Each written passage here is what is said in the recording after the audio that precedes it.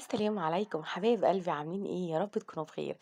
تعالوا بقى النهارده هنعمل القمر دي. شايفين شكلها تحفه ازاي؟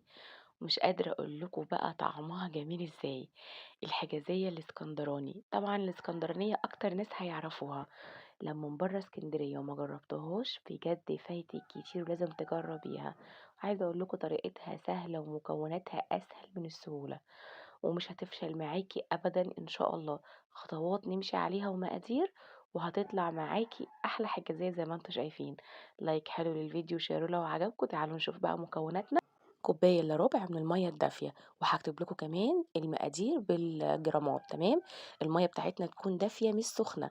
وهنزل بثلاث معالق من السكر. هنا هننشط الخميره بتاعتنا، ومعلقة كده من الخميرة. المعلقة دي اللي هي الباكو حوالي 10 جرام. تمام. معلقة كده كبيرة بس مش هرمية.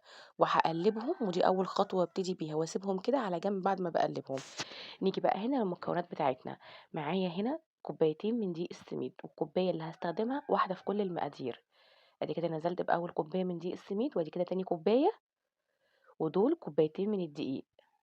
الدقيق الابيض بتاعنا العادي متعدد الاستخدامات ومش منخول ولا اي حاجه. ادي كده تاني كوبايه. اهم حاجه واحنا بنملى ما نضغطش على الكوبايات. تمام. هنا بقى انا حطيت كوبايه من السمنه. الكوبايه دي ربع كيلو من السمنه. تمام.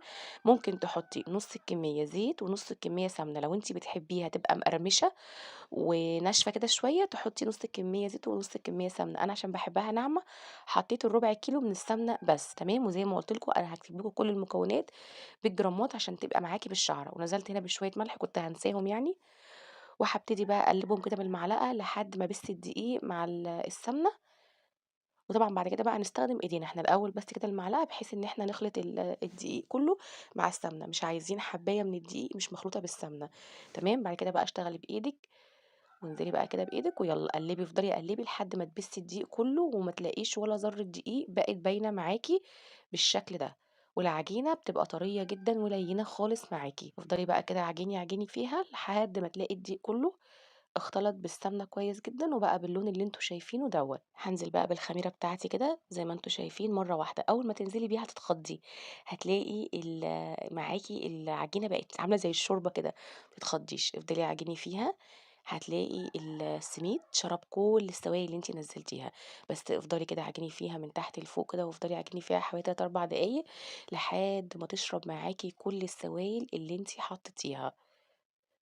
أنا كده خلّصت بقى تقليب بإيدي، بقيت أعملها بقى بالإسباتيولا باورّيها لكم هنا العجينة اتماسكت كده بالمنظر ده، ولا بقت بتلزق ولا أي حاجة بقى. هاسيبها هنا نُص ساعة بس مش أكتر من كده تخمر. تمام. هاغطّيها بفوطة واحطها في الفرن بتاع البوتاجاز وهاسيبها بقى تخمر شوية. نعمل بقى الحشوة بتاعتنا. كوباية من السكر، كوباية برضه من دقيق السميد، وهننزل كده عليهم بمعلقتين مليانين كده من القرفة. الناس اللي ما بتحبش القرفة براحتك استبدليها بكاكاو خام عشان اللون بتاعها بس. بس عايزة أقول لكم والله القرفة بيبقى طعمها حلو فيها جدًا، وهي دي الحشوة الأصلية. تمام. لحد هنا دي الحشوة الأصلية. أنا هاضيف هنا حاجة تانية بس دي من عندي، دي بقى أنتِ بتبقي حابة يعني تعزّزي النكهة بتاعتها والطعم بتاعها، أنتِ زوّدي ممكن تحطّي جوز الهند. أنا حطيت هنا سوداني، أنا باعشق السوداني. دقيته كده بس ما خليتهوش ناعم عشان تاكليه كده يبقى طعمه واضح معاكِ. ومعايا هنا فنجان من بتاع القهوة ده مَيّة، هانزل بيه شوية شوية كده وأقلّب. أهم حاجة اوعكوا تكتروا في المَيّة. المَيّة بيبقى حوالي ربع كوباية، يعني لو معندكيش كوباية القهوة دي هيبقى ربع كوباية مَيّة. تمام. هتبقوا شايفينها كده بقت عاملة زي الرملة كده المندية، بس في نفس الوقت يعني مفرفرة كده من بعضيها ومش ماسكة جامد في بعض. كده الحشوة بقت جاهزة معانا. هنجيب بقى صينية بعد نص ساعة لما العجينة خمرت. جبت بقى صينية ودهنت فيها معلقة كده من السمنة. ممكن تعمليها في صينية مستطيلة وممكن تعمليها في صينية مدورة، أي حاجة مفيش مشكلة. أهم حاجة الصينية ما تكونش كبيرة أوي على العجينة. تمام. أنا استخدمت الصينية دي مقاسها 30. هاقسم بقى العجينة بس في نُص هاكبّره سيكة كده صغيّرة علشان ده هاعمله تحت وهاعمل لها سور. يعني النُص التاني بتاع فوق هيبقى أقل حاجة صغيّرة مش كتير، بس اللي هو إيه، علشان أعمل منه السور. هانزل بقى بالعجينة. العجينة عايزة أقول لِك ليّنة جدًا وبتتفرد معاكِ بكل سهولة ومش بتلزق ولا أي حاجة.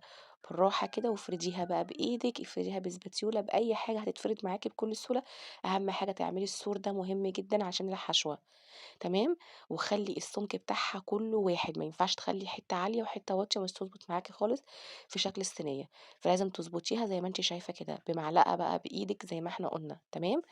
بعد كده بقى باجيب الحشوة بتاعتي بانزل بيها كلّها كده في النُص، وبابتدي بقى إيه أوزّعها في الصينية، وأنا باوزّعها ما باتعدّاش طبعًا السور اللي أنا عاملاه ده، تمام، باخلّي الحشوة كلّها في الصينية، بس باجي عند السور ده داير ما يدور وما باجيش ناحيته، علشان لمّا آجي أحط عليه الطبقة التانية من الحجازية ما تبقاش طالعة بقى برّه الصينية وتتحرق معانا.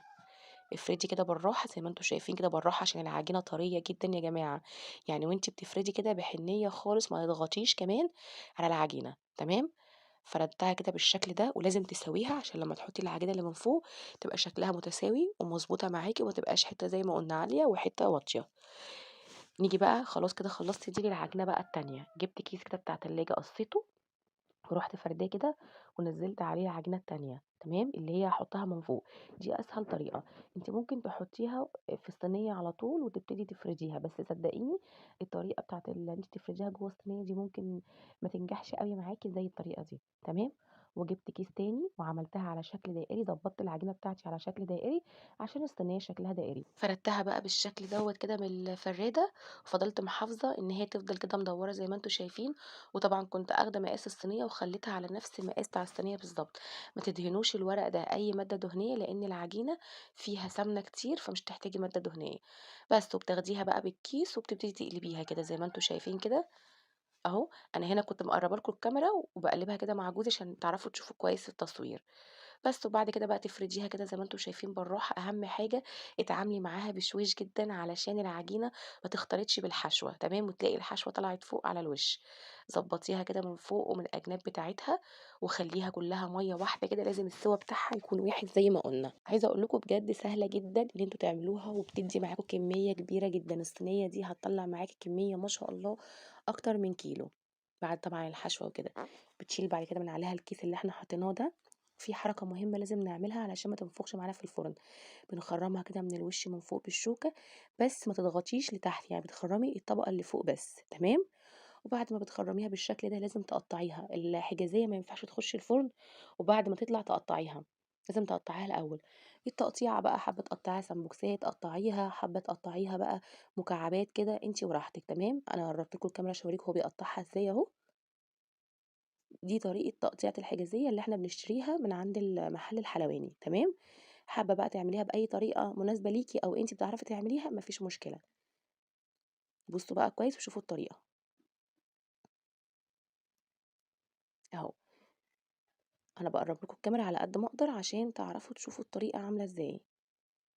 بعد ما باقطّعها بقى باكون مولّعة الفرن قبليها ب10 دقايق من تحت ومن فوق، أنا عندي الفرن بيشتغل الشواية ومن تحت مع بعض، شغّلته كده 10 دقايق، سخّنته كويس جدًا على درجة حرارة 180 وبعد كده باطفّي الشواية باحطها بقى على الرف الوسطاني، بتاخد معايا من حوالي نُص ساعة لساعة إلا ربع، حسب حرارة الفرن عندِك.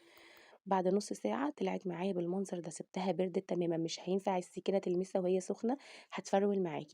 بعد ما بردت بقى عِدنا تاني على التقطيعة اللي إحنا كنا مقطّعينها بالشكل ده، وطبعًا بقى نزلنا بالسكينة لتحت، لإن أول مرّة لمّا قطعناها إحنا حددناها بس من فوق، علشان ما كانش ينفع ننزل بالسكينة لتحت علشان الحشوة ما تختلطش مع العجين. عايزة أقول لكم بجد تحفة، شايفين قلبها عامل إزاي، وعايزة أقول لكم ناعمة جدًا، جدًا، جدًا، فظيعة، بجد لازم تجربوها.